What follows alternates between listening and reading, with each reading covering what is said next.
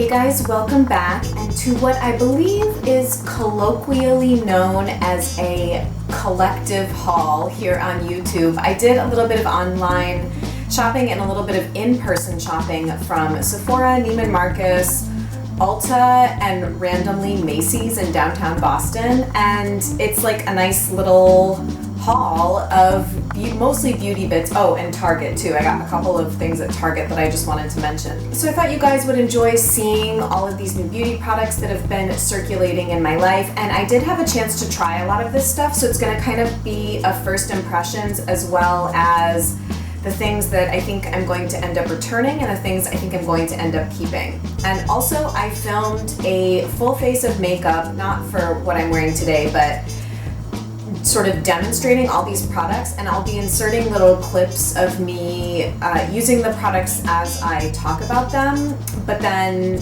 the clips from that I also made a full face video about, so it'll kind of be like a little bonus video this week, so I'll upload that in a couple days. It's actually already edited and ready to go. So I hope you'll check it out, and without further ado, let's talk about the Sephora order that I recently placed. So I totally fell prey to all the Too Faced hype that's going on right now. I feel like they have done a lot as far as marketing, and they're pseudo gimmicky, but not as gimmicky as a company like Benefit. And they also are notably a cruelty-free company, although they're not like the most natural. But I picked up two Too Faced products. Like, I really kind of couldn't help myself because I feel like they were getting so much love here on YouTube. So I got Too Faced Sun Bunny, which is a sort of bronzer highlighter hybrid. I got what people seem to be referring to as Polly Pocket blushes, one of the Too Faced Love Flush blushes, and I got Baby Love. I feel like everybody loved Baby Love. It's just, it's kind of one of those neutral, dusty rose colors, and to be honest, I'm not sure I'm going to keep it. I think it's really similar on me to Tarte Exposed, and I'm just not sure that I need it, to be honest with you. Cruelty-free vegan beauty, Danielle, just put up a video of the baked Antonym blushes, and it reminded me how much I really want those, and then I also still really want the Eminence Chai Berry blush. So I feel like I would rather spend my money on those products. They are more natural and still kind of like luxe high-end feeling. So I'm pretty sure I'm going to return it, which I feel really guilty for doing because I know when you return things to Sephora, they just throw it in the trash, which really kind of stinks. But I'm sort of on the fence about what to do about this. The Sun Bunny bronzer, however, I am definitely keeping. I'm extremely obsessed with it. If you see in the little clip that I'll insert here, I feel like it just gives such a beautiful sheen to the skin. And the other bronzers that I use on a regular basis, like the Studio 78 or even the Charlotte Tilbury Bronze and Glow, they're not that luminous. Like, they do give like a nice bronzy glow to the skin, but this I feel really amps up the kind of glowy quotient, and I just really like it. It works wonderfully on my skin. I feel like you probably can forego a highlighter when you're using this, and so this I am extremely happy about. I also wanted to mention that in preparation for this video, I looked up the EWG ratings for most of the beauty products I'm going to talk about, so I'll mention them quickly. Let me just check. The Sun Bunny rates a 2, which is excellent, and the Love Flush blush actually rates a 4.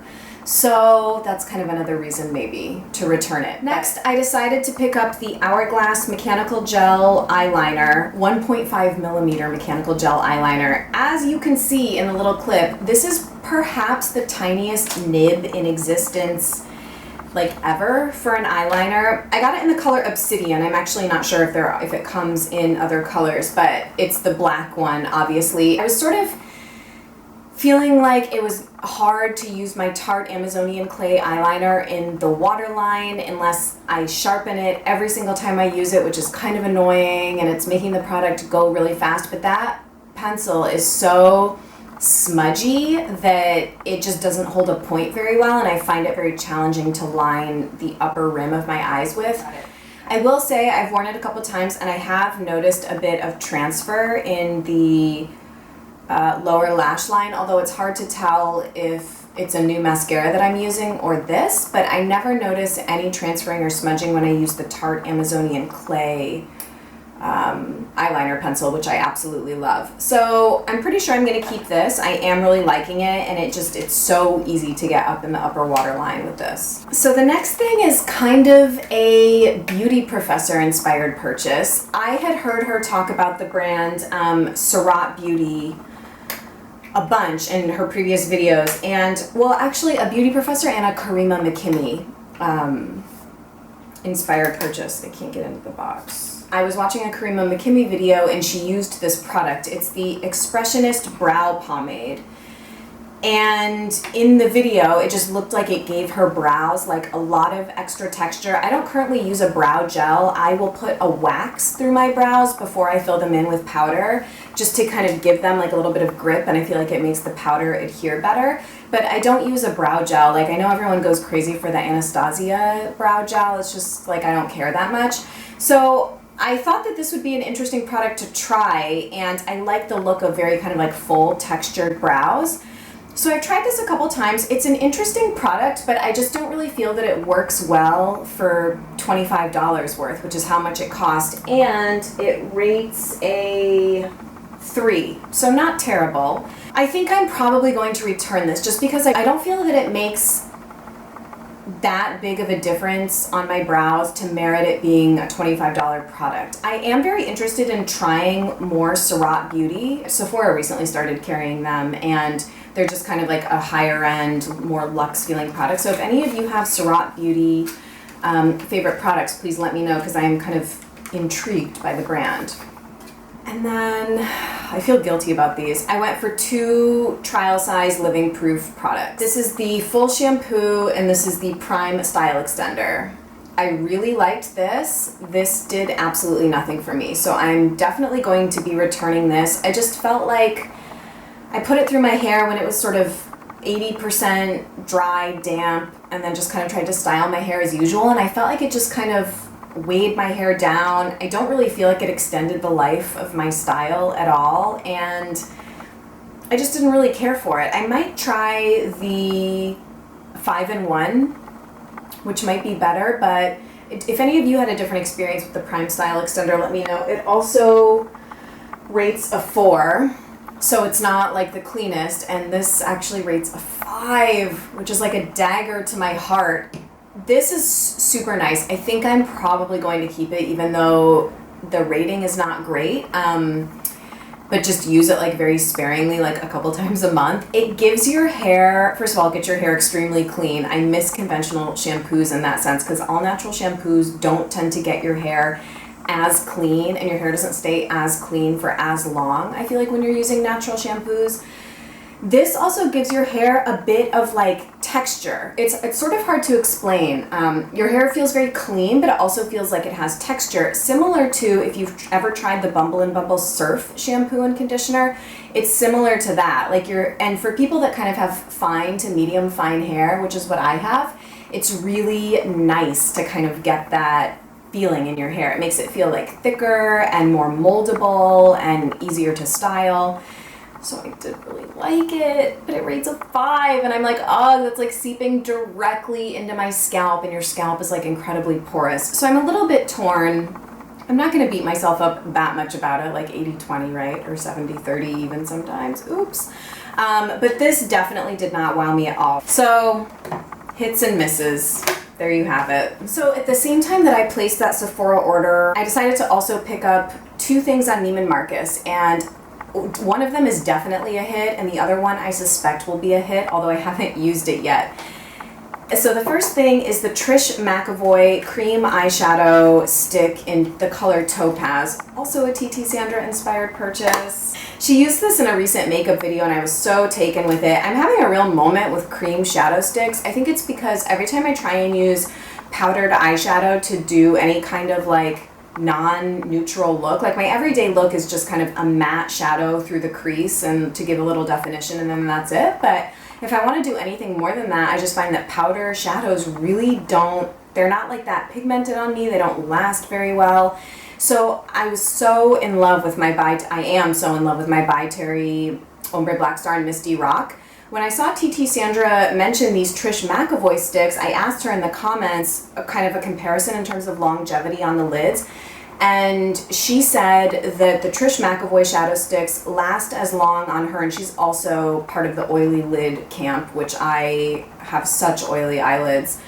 She said the Trish McEvoy sticks last as long on her as the By Terry Ombre Black Stars, as far as like pigmentation, lack of creasing, and they are about $10 cheaper than the Ombre Black Stars, which is nice. The other kind of big shadow sticks in the game right now are the Bobbi Brown ones, the Laura Mercier ones. I know that Laura's Natural Life has also mentioned the Mally eyeshadow sticks, which I was recently in Ulta and I swatched all of them.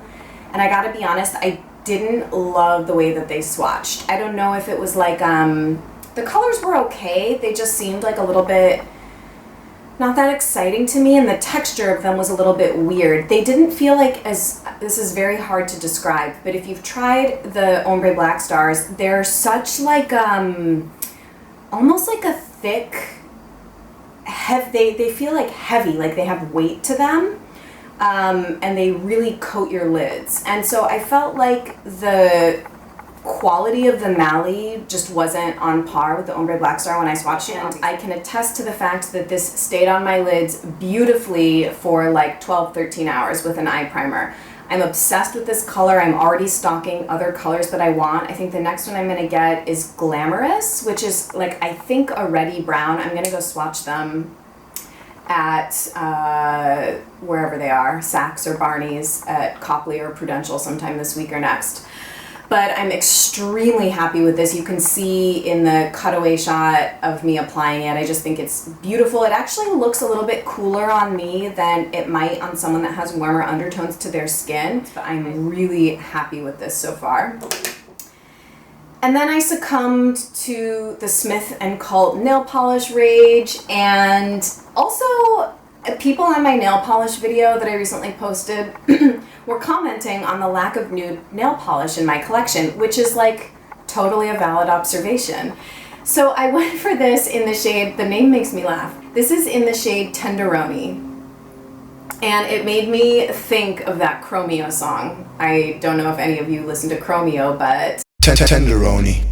It just like makes me happy. It's a gorgeous looking taupey brown that definitely, yeah, it's just kind of like a taupe brown. I'll be interested to see how it actually looks on me when I put it on. And I'm not sure I'm going to put this on my nails next because I feel like it's still so summery. It might be a little premature to put this color on my nails, but I think it's gorgeous. The packaging is insane. I'm becoming such a packaging whore. Like, I guess this is what happens. It has a really like unique bottle with like the dent on the side, and the other colors in the range look beautiful. I've heard just really amazing things about these polishes. Then I had a random outing with Rue, Short Small Sweet. She and I hang out every couple weeks. Actually, she gave me a whole bunch of samples of tinted moisturizer sunscreens, so I'm planning to do a little tinted moisturizer, face sunscreen, BBCC roundup, and chit chat. So I'm trying all of that stuff she gave me, so be on the lookout for that video. But after that, we went to Macy's because this is why. I wanted to go to the Inglot counter because I was watching a Lipstick Lady video and I was like, I need to check out that indigo eyeliner that she used. I ended up not getting it just because I felt like the Urban Decay eyeliner in Chaos that I have is like pretty similar, and I didn't think I would use a gel eyeliner enough of that color before it would dry out and go bad. So anyway, you don't really need to know that. Was browsing around Macy's and was so excited to see that they carry the travel size of the Too Faced Better Than Sex mascara. I've been dying to try this for like over a year now, whenever all the hype started with it. But I didn't want to buy the full size. I mean, I was going to, but I'm like finishing up some other mascaras right now. But I've also heard that the travel size lasts a really long time. So again, here's the clip of me using it. I do think it's a beautiful mascara. I've only used it once, so I can't comment more fully than I liked it on the initial application, and I thought one coat gave pretty dramatic lashes. I went in and amped it up with my Bare Minerals Flawless Definition further, but yeah, so far I'm really liking this. And then I also picked up a travel Tweezerman tweezers because, so I already have like a regular size Tweezerman tweezers and I really, really like them. I needed a pair for like my work bag because I definitely will be sitting in my car, like in the parking lot or whatever before I go to work, and I'll like notice fucking gray hairs, okay? Like, I'm not at the point where I need to start dyeing my hair yet, but I definitely like have gray hairs, okay? Like, this is 30s. I don't have tweezers on me to pluck them out, and it drives me bananas. So basically, I got these to pull out errant gray hairs that I notice when I'm on the go. However, I would like to point out that more often than not, when I pull out a gray hair, it will be brown at the root. So that makes me extremely happy. And then after Rue and I parted ways, I went to Ulta. I was like really kind of on a bender, but as you can see, I only got like little things here, little things there. I picked up only 2 things at Ulta. The first is actually what's on my lips, and I also feel kind of guilty about it. It's the NYX matte lipstick in Shocking Pink. I have been watching a lot of YouTube videos lately, and I don't really have an excuse except that I was kind of sick lately. So yeah, there's that. I was watching an MM&L video, and this is like one of their favorite lipsticks between the two of them. Michelle and Laura both really like this one. And I was thinking it might be sort of really similar to NARS Sheop. I know that's not the way you pronounce it. I think it's pronounced shop, but that doesn't sound right. So I'm just going to say Sheop, even though I know that that's not the way you pronounce it. That's the way everybody on YouTube pronounces it. So I guess we're all wrong together. I thought that it would be quite similar to that, but I actually think it has a little bit more purple to it than pink. Apparently this is very, very similar to MAC's Candy Yum Yum, which I don't have, nor have I ever tried. But I don't know. What do you guys think? Do you think that this looks like too similar to anything else you've ever seen on my lips? Like, I don't really know if I should keep it. It was only $6. The formula does feel pretty nice. Like, it doesn't feel matte or drying on the lips, like, at all. In fact, it feels quite, like, glossy almost. Kind of weird. So I'm undecided, but you can tell me what you think. And then I had been wanting this for a while. It's the Real Techniques setting brush. I had seen Lily Pebbles use this to set her, or not set, blend in like her under eye concealer and like concealer around her nose and here. I've been using my Real Techniques contour brush to do that, but I really like Real Techniques brushes. They're affordable and great quality, and I just wanted this one. Then, not part of that beauty Macy's Ulta shopping trip. A couple days before that, I was at Target because I was watching a Michelle 1218 video. God, I sound like I have no life, I think, in this video. I'm like referencing all the YouTube videos I've watched.